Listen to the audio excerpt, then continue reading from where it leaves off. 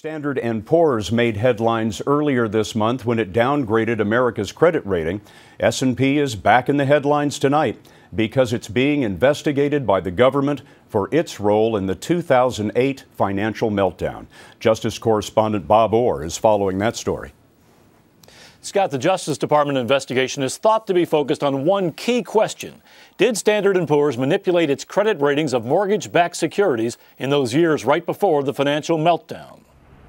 In its latest filing with the Securities and Exchange Commission, McGraw-Hill, the corporate parent of S&P, confirms the company is a potential target, saying it's received numerous subpoenas and other government inquiries concerning the rating activity of Standard & Poor's. S&P, one of the three major bond raters, has come under fire since it downgraded U.S. credit on August 5th. But the investigation by the Justice Department and SEC apparently began months ago.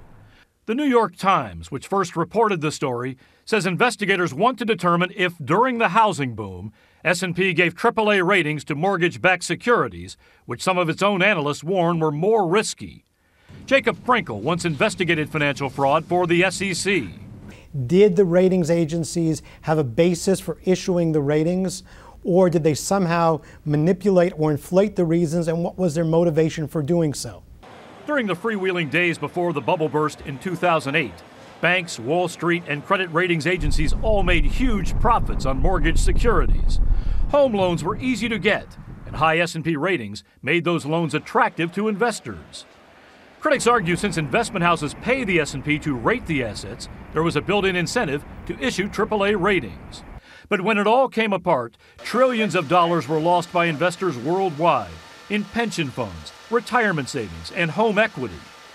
John Taylor, who's an advocate for low-income housing, called for an SEC investigation 3 years ago.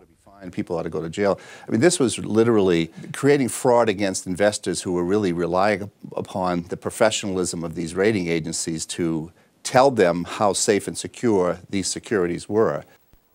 Now, the Justice Department will not comment on the record about the investigation, but we're told it's not being run right now by the FBI. That means it's a potential civil case, more likely, Scott, to end in fines than real punishment. Thanks, Bob.